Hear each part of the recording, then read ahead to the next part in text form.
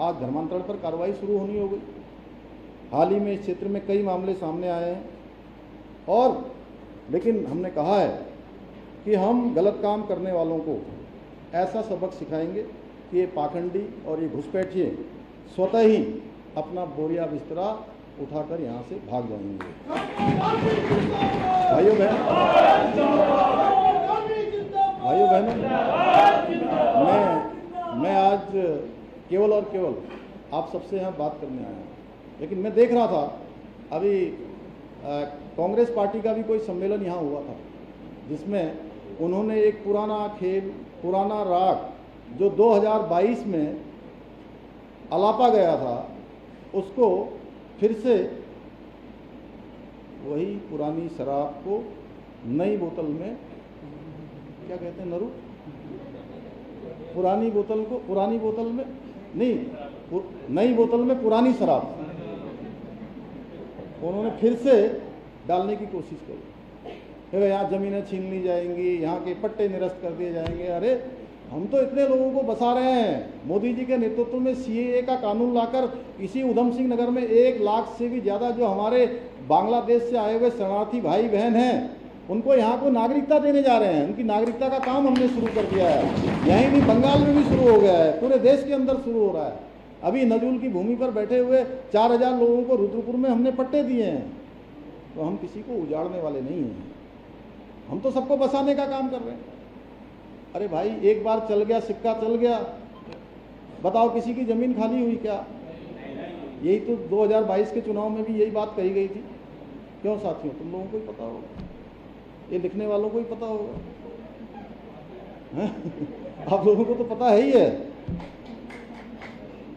एक भी व्यक्ति की इन 4 साल से ज़्यादा हो गए, 5वां साल शुरू हो गया, किसी भी खड़वाट के भाई की, बहन की कोई ज़मीन ली गई है क्या?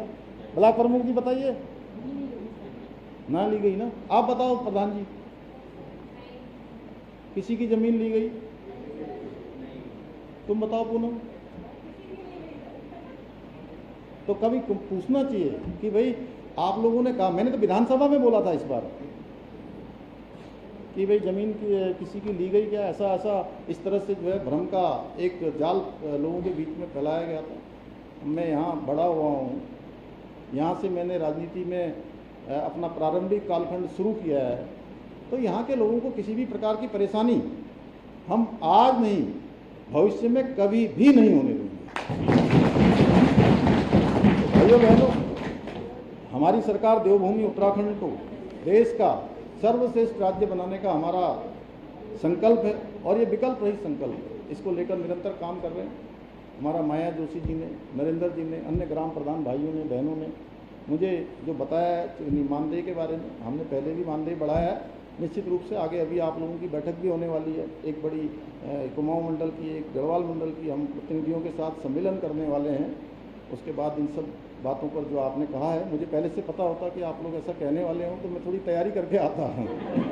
तो निश्चित रूप से आप भरोसा रखिए कि हर सकारात्मक काम जो ज़रूरी है, उस काम को हमारी सरकार ने पहले भी अंजाम दिया है, आगे भी अंजाम देंगे।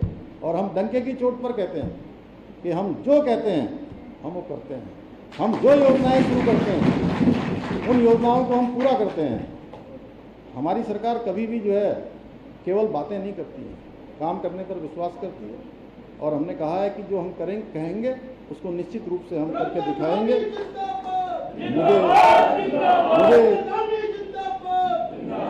मुझे पूरा विश्वास है,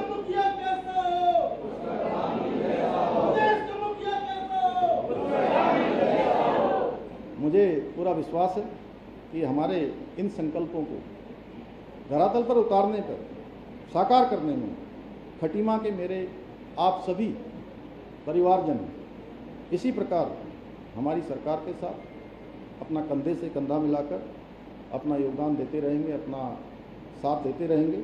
इसी विश्वास के साथ मैं आप सभी को आज जो दीदी लाइब्रेरी शुरू हुई है, अन्य काम शुरू होंगे, उन सब की मैं आप सबको बधाई देता हूँ। आप सबका धन्यवाद करता हूँ।